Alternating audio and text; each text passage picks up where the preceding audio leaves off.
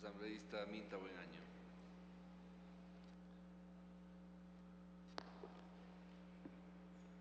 Gracias, señor presidente. Quisiera recordar, compañeros, las últimas elecciones.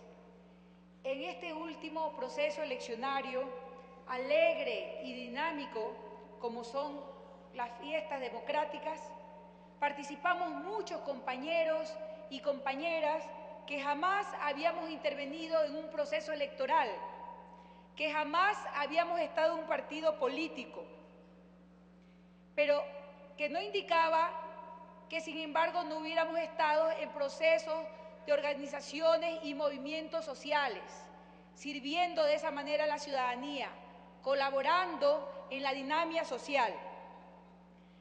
Participamos en este último proceso eleccionario engrosando las listas de movimientos o partidos políticos porque no había otra forma de hacerlo. Muchos compañeros, con su participación, fortalecieron la democracia, construyeron ciudadanía, vigorizaron lo que queremos, hacer más fuerte, más consolidada la democracia. Pero no ganaron estos compañeros y eran y siguen siendo excelentes ciudadanos y verdaderos líderes y representantes de sus barrios y movimientos sociales. Y sin embargo, estos compañeros simplemente no podrán intervenir, no podrán ser candidatos, señor presidente, por el terrible pecado de haber querido optar por una dignidad, querido aportar cívica y patrióticamente con la democracia y con el país. Por tener estos compañeros el sueño y la visión de repensar el país y querer un país transformado, diferente, distinto, un mejor lugar para vivir. Me parece, señor presidente, que el hecho de participar en la política es un mérito, es un alto honor, es algo que engrandece nuestra hoja de vida. Y la participación es algo que nosotros y nosotras debemos propiciar en los ciudadanos honrados y honestos y no dejárselo a los pillos de siempre, a los que han hecho de la política una vergüenza y a los que le han hecho que se asemeje algunas veces, metafóricamente hablando, a una alcantarilla, cuando en realidad la política es de servicio social y es una de las actividades más nobles y más grandes de los ciudadanos. Por eso, señor presidente, la participación política, la nuestra, la de todo ciudadano, no debe ser objeto de discriminación o denostación. No debemos satanizarlo. Nosotros mismos, compañeras y compañeras, ¿cuánto trabajamos en Montecristi? ¿Cuánto participamos? ¿Cuánto llamamos a la ciudadanía? ¿Cómo hicimos de la política un servicio de profunda participación social? Y nosotros, en el futuro, por esta participación, seremos discriminados, satanizados si no se cambia este artículo, esta línea que realmente pienso que es profundamente discriminatoria. Nosotros sí debemos estar en contra y de no permitir la participación de aquellos políticos que tienen rabo de paja, de aquellos que se han servido de su función en lugar de servir a la ciudadanía y al país, de aquellos politiqueros que han sido corruptos y que cualquier ciudadano honesto puede señalarlos. El hombre, decía Aristóteles, ese gran filósofo griego, es un animal político. No podemos irnos contra nuestra esencia, contra nuestra naturaleza, contra nuestra obligación cívica, ética y patriótica como ciudadanos y ciudadanas.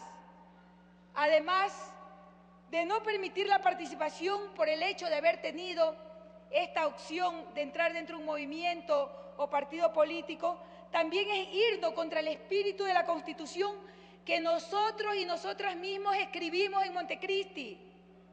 Es irnos contra nuestros derechos políticos, contra nuestros derechos humanos.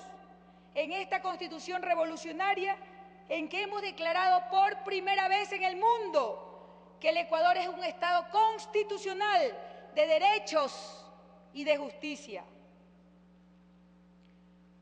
Por otro lado, me parece muy bien, señor, y creo que es de justicia que se tome en cuenta a los discriminados de siempre, en el sentido de que, como dice aquí este instructivo que estamos analizando y discutiendo, en el sentido de que el Consejo de Participación Ciudadana y Control Social se integrará con representación paritaria de mujeres y hombres. Y me parece muy bien, porque en el Ecuador las mujeres somos el 51% de la población y la paridad no es un derecho, sino una exigencia. Dice también que debe haber al menos una o un integrante, tanto principal como suplente, y me parece muy poco, una, debe haber más, proveniente de los pueblos y nacionalidades indígenas, afroecuatorianas y montubios.